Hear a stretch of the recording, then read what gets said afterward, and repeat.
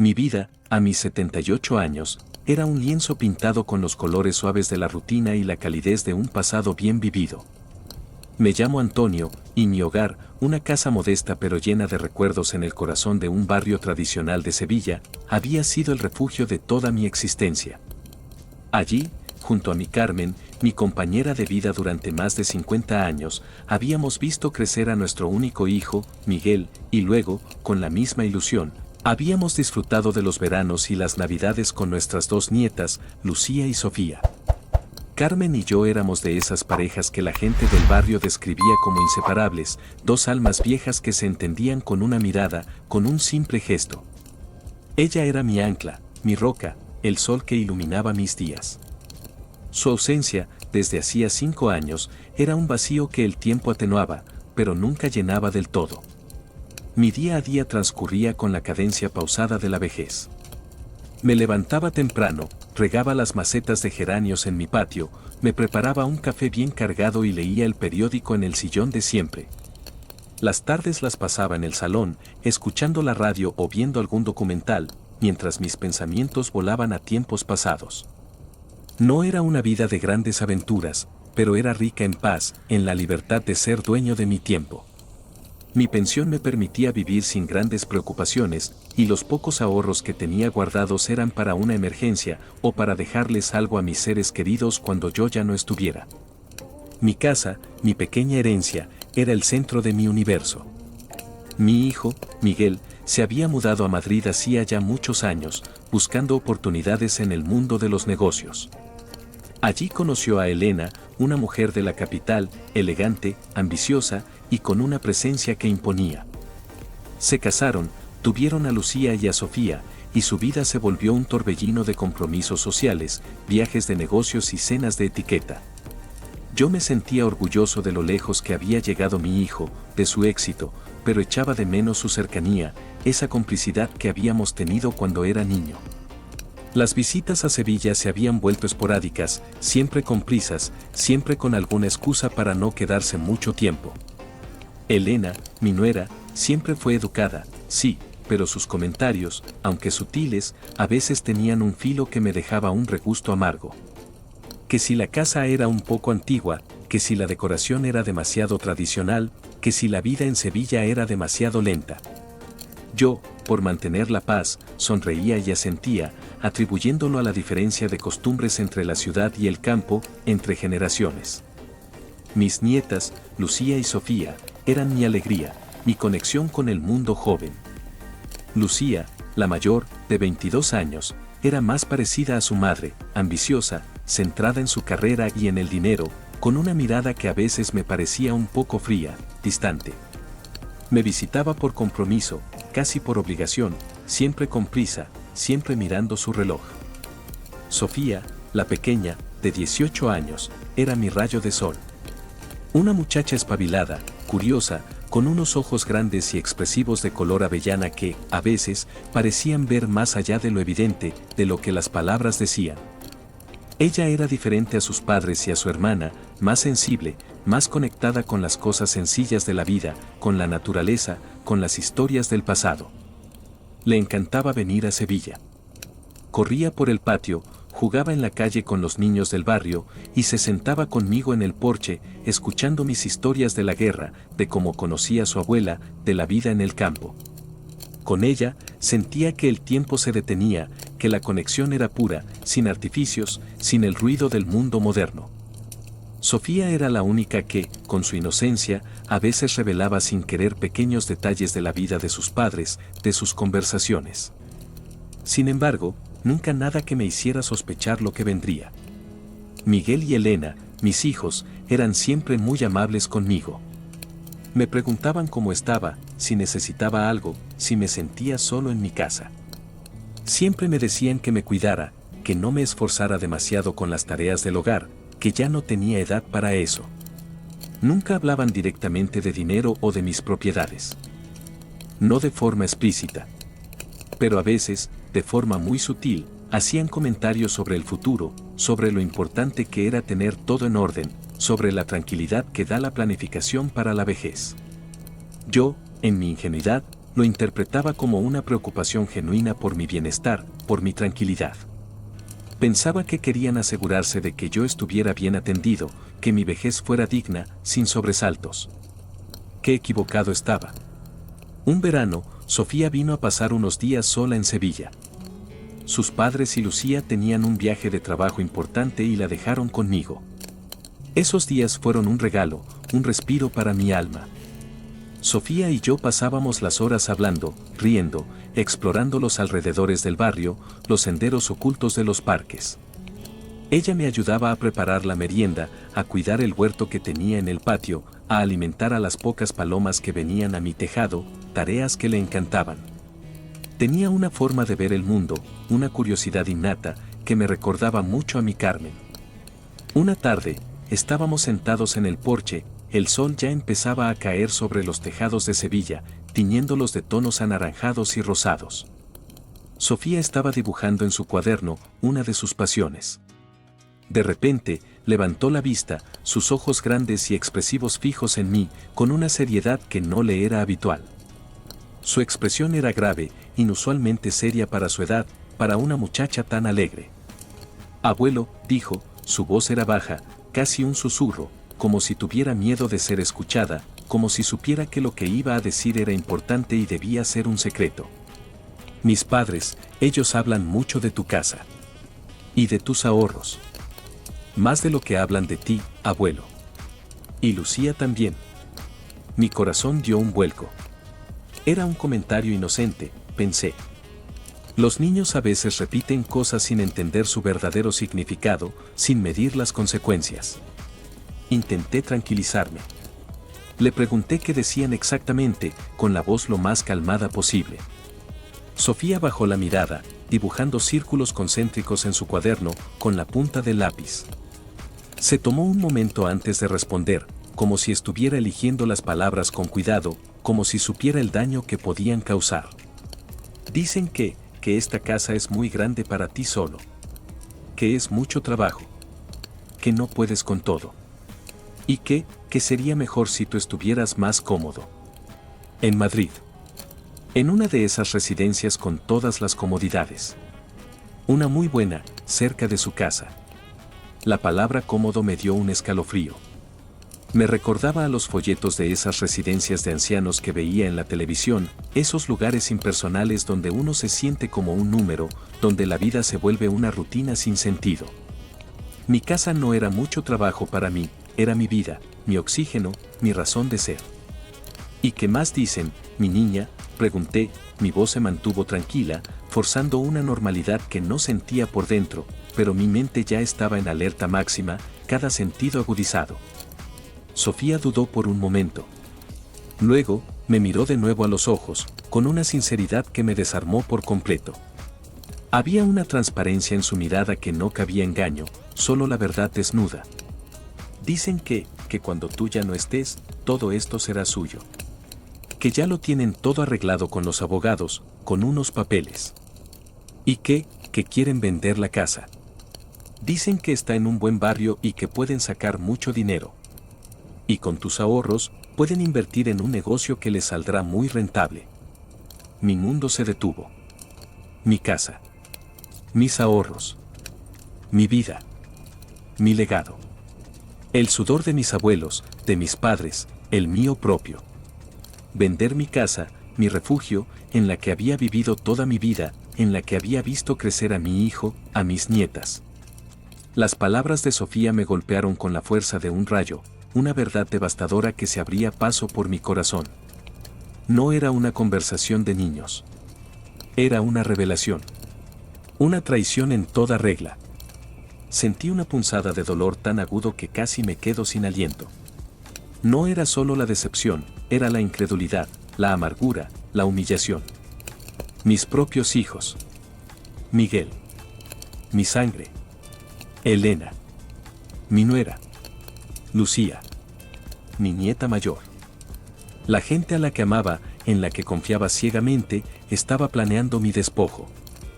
Mi olvido, mi muerte. O al menos, querían mi herencia antes de que yo muriera, sin importar mi voluntad, sin importar mis deseos. Miré a mi alrededor, al porche, a los geranios, a la casa de piedra, a los muebles antiguos, al patio donde mi Carmen y yo pasamos tantos atardeceres. Todo esto, que para mí era vida, historia, memoria, para ellos era un activo, un negocio, un número en una cuenta. La imagen de sus sonrisas amables, de sus preocupaciones genuinas, se distorsionó, revelando una máscara de codicia, de impaciencia, de desprecio por mi voluntad, por mi propia existencia. ¿Y qué más, Sofía?, pregunté, mi voz era ahora un susurro grave, cargado de una furia fría y controlada. Sofía, al percibir mi tono, se encogió un poco, sus ojos grandes se llenaron de preocupación, de miedo por mi reacción. Dicen que es importante que tú no lo sepas. Que no te preocupes. Que ellos lo arreglarán todo. Para tu bienestar, abuelo. Para que vivas tranquilo. La palabra bienestar me sonó a burla cruel, a un eco de otras historias que había escuchado. El bienestar de ellos. No el mío. La misma palabra que a veces se utiliza para justificar acciones que benefician a unos a costa de otros. Mi mente, que a veces sentía que empezaba a flaquear en los nombres o en las fechas insignificantes, se activó con una claridad asombrosa, como si un velo se hubiera levantado de mis ojos. Recordé pequeños detalles, incidentes que en su momento había ignorado, atribuido a la inocencia o al estrés de la vida moderna. Las veces que Miguel preguntaba, con una falsa despreocupación, por el estado de las escrituras de la propiedad, por el valor de la casa, por la posibilidad de vender algunas parcelas en el barrio. Las preguntas sutiles de Elena sobre mis cuentas bancarias, sobre si tenía un testamento, sobre si había dejado todo bien atado. Y las miradas de Lucía, siempre observando, siempre calculando. Siempre lo había atribuido a su preocupación. Ahora, lo veía como una investigación, una preparación metódica para hacerse con lo mío. Una vez, Miguel me había traído unos papeles para que los firmara. Dijo que eran para organizar mis asuntos, para facilitar las cosas en el futuro para cuando yo no estuviera. Yo, confiado, ciego por el amor de padre, había firmado sin leerlos con la debida atención, sin preguntar demasiado. Era una especie de poder notarial, me había dicho. ¿Y si era algo más? ¿Y si había firmado algo que les daba control total sobre mis propiedades, sobre mi vida misma? La punzada de miedo fue real, un escalofrío que me recorrió la espalda. Sentí una rabia hirviente, una rabia fría y controlada, que me quemaba por dentro, purificando la ceguera. No era la rabia de un anciano débil y desvalido, sino la de un hombre que se da cuenta de que ha sido traicionado por su propia sangre. Mi hijo. Mi nuera. Mis nietas. La gente a la que amaba, en la que confiaba ciegamente, estaba planeando mi despojo, mi olvido, mi muerte. O al menos, querían mi herencia antes de que yo muriera, sin importar mi voluntad, sin importar mis deseos. Miré a Sofía. Sus ojos, llenos de inocencia y una extraña sabiduría que la hacía parecer mayor de su edad, me miraban con preocupación, con la urgencia de quien ha revelado un secreto pesado. Ella, mi nieta, había sido la única honesta, la única que me había revelado la verdad, a pesar de su corta edad, a pesar del riesgo. Gracias, Sofía, le dije, mi voz era un susurro que apenas pude escuchar yo mismo. Gracias por decirme la verdad. Me has abierto los ojos. Ella me sonrió, una sonrisa triste, llena de una inocencia herida. No quiero que estés triste, abuelo. Solo quiero que estés bien. Que seas feliz. Aquí, en tu casa. Las palabras de Sofía se quedaron grabadas en mi mente, un bálsamo en medio de la herida. Quería que estuviera bien. No como mis hijos, que querían mi bienestar para sus propios fines, para su propio beneficio económico. Quería mi bienestar de verdad, mi felicidad genuina, mi paz. La decisión, cuando llegó, fue tan clara como el agua cristalina que brotaba de mi pozo en el campo. No fue un acto impulsivo, no fue una rabieta de anciano enojado. Fue una conclusión lógica, un paso inevitable. El único camino para proteger mi dignidad y mi legado. Si mis hijos querían mi herencia de esa manera, si estaban dispuestos a mentirme, a manipularme, a usar a su propia hija para conseguir lo que querían, entonces yo no les daría nada. Mi casa, mis ahorros, no serían parte de su juego. Me levanté del porche, mi cuerpo sentía una rigidez extraña, pero era la de la determinación, no la de la debilidad. Fui directamente al escritorio de la casa, donde guardaba mis papeles importantes. Saqué las escrituras de la propiedad, los extractos bancarios, mi pequeño testamento, ese que había hecho años atrás, dejando todo a Miguel. Los miré. Eran el testimonio silencioso de toda una vida de trabajo, de ahorro, de sacrificio. Y ellos lo querían sin esperar mi muerte. Comencé a planificar. Mi mente, que a veces fallaba en los nombres o en las fechas insignificantes, ahora trabajaba con una claridad asombrosa. Tenía que protegerme. Tenía que proteger mi legado. Y tenía que hacerlo de una manera que ellos no esperaran, una que no pudieran desentrañar fácilmente.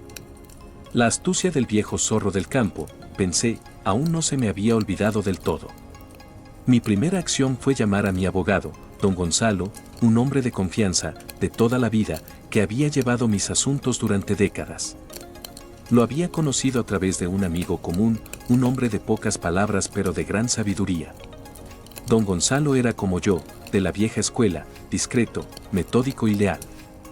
Le conté la historia, desde el principio, desde los comentarios sutiles de Miguel y Elena que ahora cobraban un significado siniestro, hasta la desgarradora revelación de Sofía.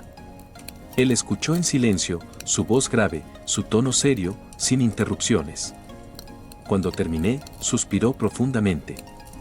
Me dijo que era un caso lamentable, pero, tristemente, no inusual. Que había visto muchas veces cómo la codicia corrompía a las familias, cómo el dinero se convertía en el veneno que rompía los lazos más sagrados. Le dije a don Gonzalo que quería cambiar mi testamento. Que quería desheredar a Miguel y Elena y también a Lucía. La decisión me salió del alma, sin remordimiento. Ellos habían roto el pacto tácito de la familia, el de la confianza, el del amor incondicional. Luego, le expliqué mis deseos. Quería dejar mi casa y mis ahorros a una organización benéfica. Una organización que siempre había admirado, una que ayudaba a niños sin recursos en Sevilla. Era una forma de que mi legado sirviera a un propósito noble, un propósito que mi Carmen siempre hubiera aprobado. Y, lo más importante, quería asegurarme de que mi nieta, Sofía, tuviera un futuro seguro, un fondo para sus estudios, para su vida, sin que sus padres tuvieran acceso a él, ni pudieran manipularla o utilizar ese dinero para sus propios fines. Sofía sería mi verdadera heredera, no por la sangre, sino por su bondad, por su honestidad, por su alma pura. Don Gonzalo me miró con una expresión de sorpresa. No por mi decisión de desheredar a mis hijos, sino por la peculiaridad de mis deseos. Me preguntó si estaba seguro de querer desheredar a mi único hijo y a mis nietas. Le dije que sí, que muy seguro. Que mi voluntad era inquebrantable. Él asintió con un gesto de respeto. Su voluntad es ley, don Antonio, me dijo. Y nos aseguraremos de que se cumpla al pie de la letra, sin que nadie pueda impugnarla. El proceso para cambiar el testamento fue complejo y llevó varias semanas. Requirió de muchos trámites, de visitas al notario en Sevilla, de firmas en documentos legales. Don Gonzalo se encargó de todo con su habitual eficiencia, pero me mantuvo al tanto de cada paso. Cada papel firmado era un acto de liberación, un acto de afirmación de mi propia voluntad, de mi propia dignidad. Sentía que recuperaba el control de mi vida, de mi legado, de mi destino. La angustia se iba disipando, reemplazada por una sensación de paz. Sin embargo, don Gonzalo me advirtió que la historia no terminaría allí. Me dijo que un golpe hacia su ego y a sus finanzas, especialmente a sus ambiciones, no pasaría desapercibido para Miguel, Elena y Lucía. Me dijo que, aunque legalmente no podían hacer nada con la herencia, intentarían otras formas de manipulación o incluso de hostigamiento. Me aconsejó que fuera cauto, que protegiera mi privacidad y, sobre todo, que protegiera a Sofía. Ella era su punto débil, y yo no podía permitir que la utilizaran como moneda de cambio o como espía. Mi siguiente paso fue poner a salvo mis ahorros. Los saqué de la cuenta bancaria de siempre, la que Miguel y Elena conocían y monitoreaban sutilmente, y los transferí a una nueva cuenta, a nombre de la organización benéfica. El dinero, mi dinero, ya no estaba al alcance de sus miradas curiosas. Sentía una satisfacción silenciosa al hacer esto, un pequeño acto de rebeldía, de recuperación. Y luego, recordé el poder notarial. Ese papel que Miguel me había traído hacía un tiempo, diciendo que era para organizar mis asuntos y facilitar las cosas en el futuro para cuando yo ya no estuviera. Don Gonzalo lo revisó. Su rostro se puso grave. Me confirmó mis peores temores. No era solo un poder notarial simple. Era un poder notarial amplio y general, que le daba a Miguel un control casi total sobre mis bienes y decisiones financieras. Un poder que, si no se anulaba, podría permitirles vaciar mis cuentas o incluso vender la casa antes de que mi Nuevo Testamento entrara en vigor o antes de que pudiera proteger mis propiedades de alguna manera. Era una trampa. Una trampa bien orquestada para despojarme. Don Gonzalo me dijo que tendríamos que revocar ese poder notarial de inmediato. Lo hicimos el mismo día. Fui al notario de nuevo y firmé el documento de revocación. Sentí un escalofrío al pensar en lo cerca que habían estado de lograrlo.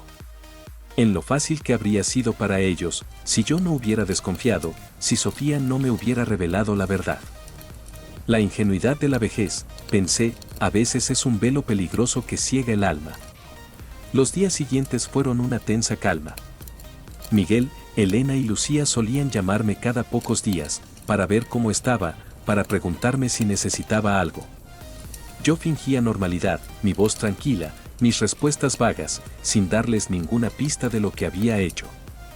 Pero sentía su vigilancia.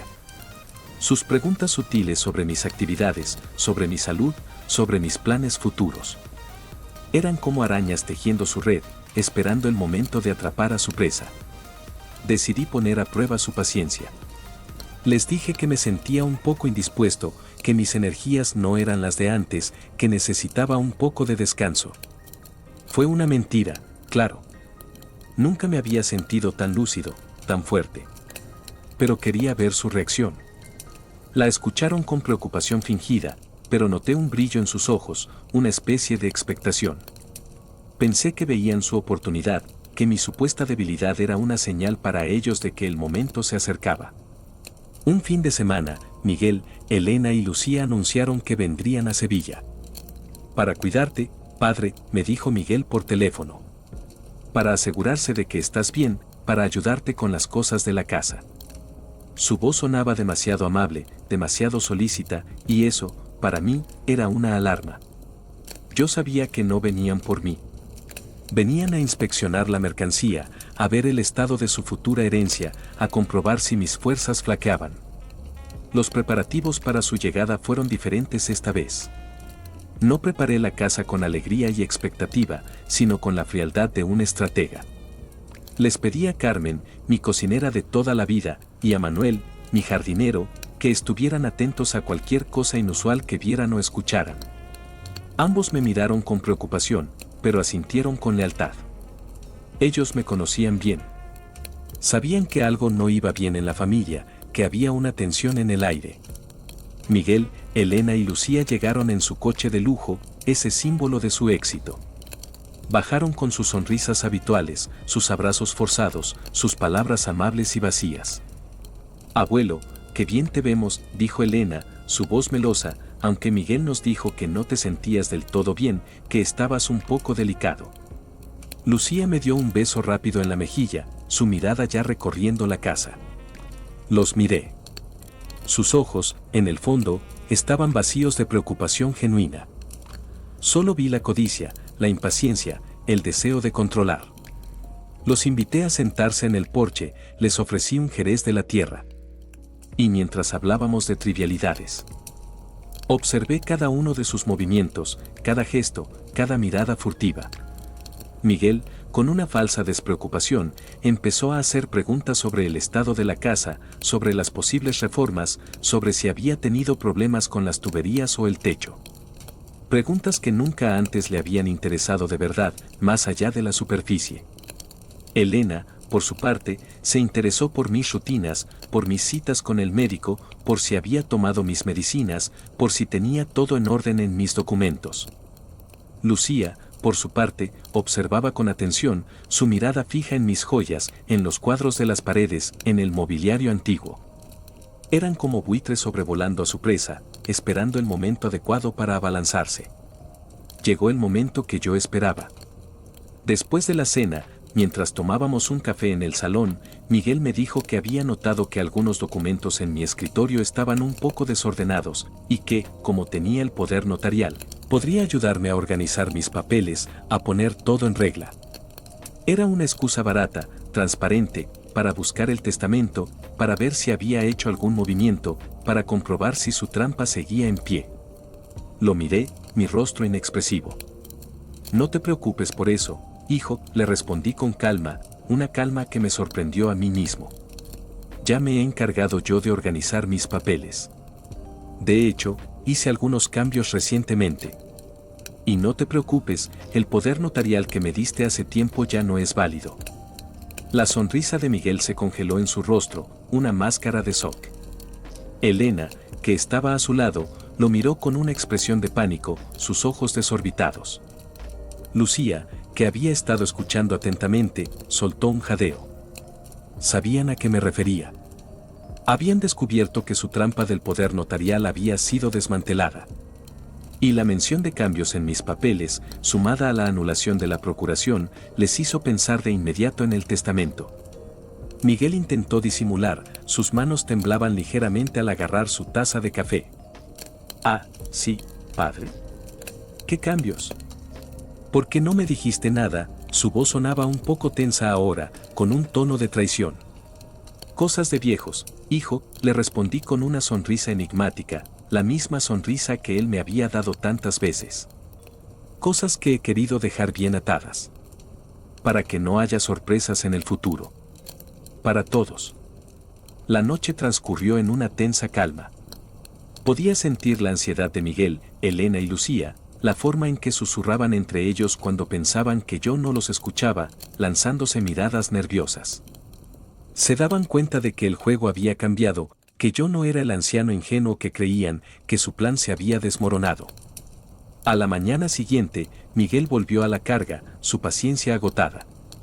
Me pidió, casi exigiendo, que le mostrara los papeles, que quería ver si todo estaba en orden, si no había cometido ningún error. Su voz ya no intentaba disimular la impaciencia, la frustración. No te preocupes, hijo, le respondí, mi sonrisa enigmática se hizo más amplia. Todo está en perfecto orden. Lo que me interesa, ya lo tengo protegido. Él me miró, y en sus ojos vi una mezcla de frustración, rabia y una incipiente desesperación. Elena, a su lado, estaba pálida, con la mandíbula tensa. Lucía, a su vez, apretaba los labios. Sabían que había cambiado el testamento. Sabían que su plan se había desmoronado por completo. La imagen de sus sonrisas amables, de su preocupación genuina, se desvaneció por completo, revelando una máscara de rabia y codicia que ya no podían ocultar. Miguel intentó discutir, decir algo, pero yo me levanté del porche. Ahora, si me disculpan, les dije, con una calma que los desarmó, voy a regar mis geranios. Es un día precioso. Y mi legado, hijo, es más fuerte de lo que crees. Y está en buenas manos. Los dejé allí, sentados en el porche, sus rostros tensos, sus mentes en un torbellino de cálculos y frustración. Me dirigí a mis geranios, mi corazón lleno de una paz que no había sentido en años. La batalla, la primera batalla, había sido ganada. Y yo, Antonio, el viejo olivo de Sevilla, había demostrado que, aunque las raíces están profundas, el árbol aún tiene la fuerza para dar fruto y proteger lo suyo. La partida de Miguel, Elena y Lucía de mi casa fue diferente a todas las anteriores. No hubo despedidas efusivas, ni promesas de pronto regreso. Sus sonrisas habituales se habían desvanecido, reemplazadas por una tensión palpable en sus rostros. Los vi subirse a su coche de lujo, ese que tan bien representaba su ambición, y alejarse por la calle sin una sola mirada atrás. Sentí un alivio inmenso, como si un peso gigantesco se hubiera levantado de mis hombros, pero también una extraña tristeza. La batalla, la primera batalla por mi dignidad, había sido ganada, sí, pero el precio era la ruptura definitiva de la relación con mi único hijo y mi nieta mayor. Mi casa volvió a sumirse en su habitual silencio, un silencio que ya no me parecía vacío, sino lleno de la paz que yo había recuperado. Me senté en el porche, observando el atardecer que teñía los tejados de Sevilla de colores imposibles. Mis geranios, fieles y antiguos, parecían asentir con su sabiduría silenciosa. La vida, a mis 78 años, me estaba dando una lección tardía, pero valiosa. La verdad, por dolorosa que fuera, era mi mejor aliada, y la honestidad de Sofía, mi nieta menor, había sido mi salvación. Los días siguientes fueron una tensa calma. No hubo llamadas de Miguel, Elena ni Lucía. El silencio de su parte era ensordecedor para otros, pero para mí, era un alivio, un espacio de calma que me permitía respirar de nuevo. Sabía que estarían procesando lo que había dicho, intentando descifrar el alcance de mis cambios en los papeles. Su mente, acostumbrada a controlar y manipular, ahora se enfrentaba a una incertidumbre que yo les había provocado. Por mi parte, me dediqué a mis rutinas de siempre, regando mis geranios con un renovado amor, arreglando la casa con una ligereza en el alma, cuidando mi pequeño huerto con esmero. Mi pensión, ahora a salvo en la nueva cuenta de la organización benéfica, me daba una tranquilidad económica y mental que hacía años no sentía. La casa, que antes era solo mi hogar, ahora se sentía como un bastión, un símbolo de mi resistencia. Mi abogado, don Gonzalo, me llamó unos días después. Su voz era tranquila, pero había una punzada de expectación, casi de diversión contenida. Me dijo que había recibido una llamada de los abogados de Miguel. Querían una reunión urgente. Querían aclarar los cambios en mi testamento y el poder notarial. Yo sonreí. Habían picado el anzuelo. Les dije a don Gonzalo que aceptara la reunión, pero con mis condiciones, sería en su despacho, en Sevilla, y yo no asistiría. Él sería mi voz, mi representante. Quería que se enfrentaran a la verdad sin mi presencia, sin la posibilidad de manipularme emocionalmente. Quería que sintieran el peso de mis decisiones sin la distracción de mi supuesta debilidad. La reunión se celebró una semana después. Don Gonzalo me llamó para contarme lo que había pasado. Su voz, generalmente serena, sonaba con una mezcla de diversión y satisfacción apenas disimulada. Me dijo que Miguel, Elena y Lucía habían llegado a su despacho con sus abogados, listos para la batalla. Habían intentado intimidarlo, preguntándole qué estaba pasando, qué cambios había hecho yo en mis papeles, con qué autoridad había actuado. Don Gonzalo, con su habitual calma, les había explicado la situación.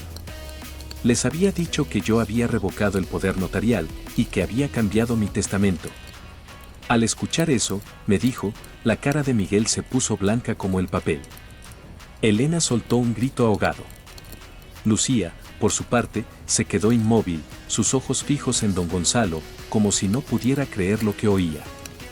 Sus abogados intentaron protestar, amenazando con impugnar el testamento, alegando que yo no estaba en mis plenas facultades mentales, que había sido manipulado.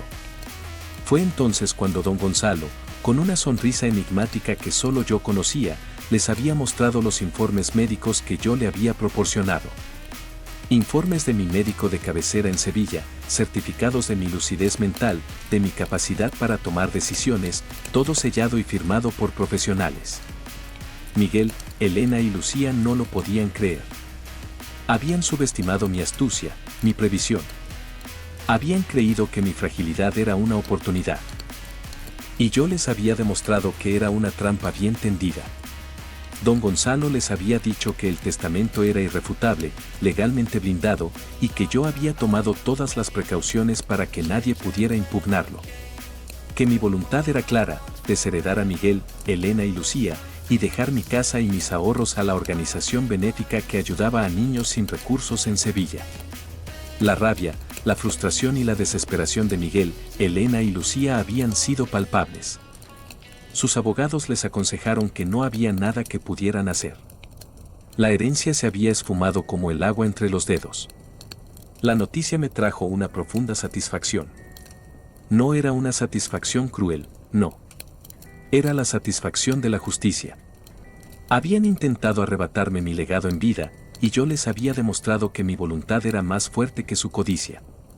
Habían jugado con mi amor de padre y abuelo, y yo les había respondido con la verdad. Sin embargo, don Gonzalo me advirtió que la historia no terminaría allí. Me dijo que un golpe así a su ego y a sus finanzas, especialmente a sus ambiciones, no pasaría desapercibido para Miguel, Elena y Lucía. Me dijo que, aunque legalmente no podían hacer nada con la herencia, intentarían otras formas de manipulación o incluso de hostigamiento. Me aconsejó que fuera cauto, que protegiera mi privacidad y, sobre todo, que protegiera a Sofía. Ella era su punto débil, y yo no podía permitir que la utilizaran como moneda de cambio o como espía. Su inocencia, su bondad, eran demasiado valiosas para ser mancilladas por su avaricia. Mi nieta, Sofía, regresó a Madrid unos días después de la reunión con los abogados de Miguel. No le dije los detalles crudos de lo que había sucedido en el despacho de don Gonzalo. No quería que sufriera las consecuencias de la avaricia de sus padres y de su hermana, ni que se sintiera culpable por haberme revelado la verdad. Pero sentía una punzada de tristeza al despedirme de ella. Ella era la única que me había mostrado honestidad y amor genuino, y ahora estaría de nuevo en el epicentro de la amargura de sus padres, quienes seguramente la verían como una traidora, o al menos, como la portadora de malas noticias. La reacción de Miguel, Elena y Lucía fue predecible y, a la vez, reveladora de su verdadera naturaleza. No me llamaron para confrontarme, ni para suplicar. Adoptaron una actitud de silencio absoluto, de desprecio. Me borraron de su vida por completo, como si yo nunca hubiera existido. No me invitaban a las fiestas familiares, no me enviaban mensajes de Navidad o de cumpleaños, sus llamadas cesaron por completo. Era una forma de castigo, de hacerme sentir su ausencia, su rechazo. Pero yo ya no sentía dolor por su ausencia. Solo sentía la paz de la libertad, la calma de haber recuperado mi dignidad. Para ellos, era una forma de borrarme de su vida. Para mí, era una confirmación de que mi decisión había sido la correcta, la única posible. Pasaron los meses, y luego un año, con la cadencia tranquila del campo. Mi vida en la casa adquirió una nueva rutina, una más plena y con propósito. Los abogados de la organización benéfica me contactaron, agradeciéndome mi generosidad. Yo les expliqué mi historia, la de mi Carmen y su amor por los niños, y como esta casa, mi hogar, era un símbolo de su legado y de nuestra vida juntos. Me ofrecí a colaborar con ellos, a cuidar de mi jardín como siempre lo había hecho, pero ahora bajo el paraguas de la fundación, con el apoyo de otros voluntarios y expertos en proyectos sociales. Era una forma de seguir conectado con mi legado, de darle un propósito más grande a mi vida, un propósito que trascendía lo personal y se convertía en un bien común para la sociedad y para las futuras generaciones. Ver mi casa, mi querida casa, protegida y utilizada para ayudar a otros, me llenaba de un orgullo que ninguna fortuna material podría haber igualado. La relación con Sofía, mi nieta, se volvió más fuerte, más significativa que nunca. Ella seguía viniendo a Sevilla siempre que podía, a menudo a escondidas de sus padres y de Lucía, o con alguna excusa plausible. Compartíamos nuestros secretos, nuestras risas, las mismas que yo compartía con mi Carmen hace años. Ella me contaba de sus estudios, de sus sueños, de las crecientes tensiones en su casa, de la distancia emocional que se había instalado entre sus padres y su hermana. Yo la escuchaba con paciencia, dándole consejos basados en mi experiencia de vida, pero sin entrometerme directamente en los asuntos de sus padres. Sabía que ella, a su manera, estaba sufriendo las consecuencias de la avaricia de Miguel, Elena y Lucía, y yo quería ser su refugio, su ancla en la tormenta, su voz de la razón. Un día, Sofía llegó a mi casa con una expresión de preocupación profunda en su rostro, sus ojos grandes y expresivos reflejaban una tristeza que me encogió el alma. Me dijo que sus padres, Miguel y Elena, estaban teniendo graves problemas económicos. Que el negocio de Miguel no iba bien, que había perdido contratos importantes y que sus inversiones no rendían frutos. Que Elena estaba muy estresada y que discutían mucho por dinero, por las deudas acumuladas, por el resentimiento mutuo. La rabia por la herencia perdida, supongo, estaba carcomiéndolos por dentro, destruyendo lo poco que quedaba de su matrimonio. Lucía, por su parte, estaba desesperada, ya que sus planes de estudiar en el extranjero se habían visto frustrados por la falta de dinero. La noticia no me alegró, no. No soy un hombre de venganzas. Pero sí sentí una confirmación silenciosa, una validación. La codicia, a veces, es un boomerang que regresa a su dueño, causando más daño del que se esperaba. Ellos habían sembrado la discordia, la manipulación, y ahora estaban cosechando la ruina, la disolución de su propia unión y la frustración de sus ambiciones. Pero el giro inesperado, el que me demostró la verdadera naturaleza de las consecuencias, llegó unos meses después. Sofía me llamó, su voz sonaba triste, casi inaudible, al borde de las lágrimas. Me dijo que sus padres habían decidido separarse. El matrimonio de Miguel y Elena, ese que había sido construido sobre la ambición, la codicia y las apariencias sociales, se había desmoronado por completo. La pérdida de la herencia, las deudas que se acumulaban, las tensiones constantes, la falta de una base sólida de amor y respeto, todo había sido demasiado para una relación que ya estaba podrida por dentro. Lucía estaba destrozada por la situación, viviendo en medio del caos de sus padres. La separación de Miguel y Elena me dejó pensativo. No sentí satisfacción, no. Sentí una especie de lástima por Sofía, por tener que vivir esa situación tan dolorosa, por ver a su familia desintegrarse de esa manera. Pero también una resignación. La vida, a veces, es así. Las relaciones construidas sobre cimientos falsos, sobre intereses económicos, sobre mentiras, tarde o temprano, se derrumban, dejando solo escombros. Mi relación con Sofía, por otro lado, se convirtió en mi mayor consuelo y mi mayor alegría. Ella me visitaba a menudo, pasaba fines de semana enteros en mi casa, llenando el lugar de risas y vitalidad. Me ayudaba en el jardín, leía conmigo en el porche, y me contaba sus sueños de ir a la universidad y estudiar algo relacionado con la ayuda social, con la protección de los más vulnerables. Yo, con mis ahorros a salvo y seguros en la organización benéfica, pude abrirle un fondo de estudios, asegurando su futuro, el futuro de la única persona en mi familia que había sido honesta conmigo, que me había mostrado amor sin condiciones ni intereses ocultos.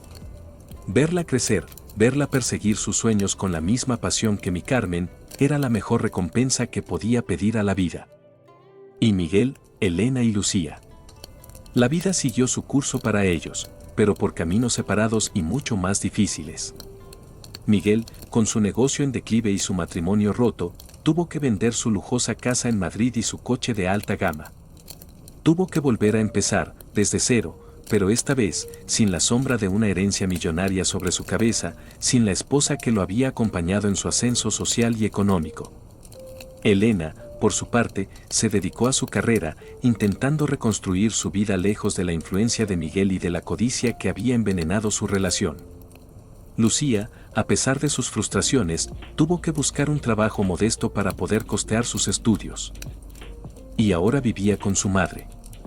Nunca volví a tener contacto directo con ellos. Sus nombres, para mí, se convirtieron en un eco lejano, un recuerdo de una lección aprendida, un capítulo cerrado en el libro de mi vida.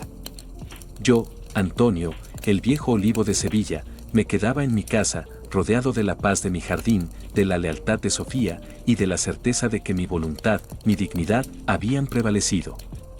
La herencia, al final, había encontrado su verdadero propósito, uno mucho más noble que el de llenar los bolsillos de la avaricia. Era un legado de vida, de protección, de un futuro para aquellos que realmente lo merecían, para la sociedad que tanto amé y para la nieta que me devolvió la vista. Y mi corazón, a pesar de las cicatrices, estaba en paz. Pero había algo más. Algo que había guardado en secreto, incluso de don Gonzalo. Un plan que había ideado en los meses previos a la confrontación, una decisión radical que cambiaría el juego por completo. La casa. Mi casa, el objeto de su deseo, la manzana de la discordia. Ya no la quería. No en el sentido material. Quería que su legado fuera más grande que una simple propiedad. Durante esas semanas de planificación con don Gonzalo, mientras ellos esperaban pacientemente a que yo me muriera, yo había estado investigando en secreto las posibilidades de una venta. No a cualquier precio, no a cualquier persona. Quería que mi casa tuviera un propósito. Finalmente, tomé la decisión. Iba a vender la casa. No al ayuntamiento, no a un particular. Iba a venderla a una fundación. Una fundación que se dedicaba a construir viviendas dignas para familias sin recursos. Una fundación que no buscaría el lucro, sino la ayuda social. Era una forma de que mi casa, la casa de mi vida, la casa de mi Carmen, tuviera un propósito trascendente. El proceso de venta fue discreto y rápido. Don Gonzalo se encargó de todo, sin que Miguel, Elena o Lucía tuvieran la menor idea. La fundación se mostró encantada con la oferta, y yo, por mi parte, no pedí una fortuna.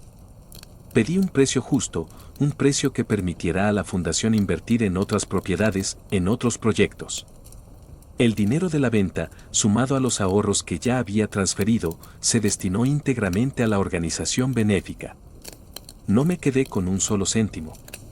Mi propósito no era la riqueza, sino la justicia y la caridad. La venta se completó unas semanas después de la confrontación con Miguel y Elena. La casa ya no era mía. Ahora era de la fundación. Un hogar para familias que realmente lo necesitaban. La sensación de liberación fue aún mayor que la del día en que cambié el testamento. Había cortado el último vínculo con su codicia, había hecho que mi casa, mi legado, sirviera a un propósito noble.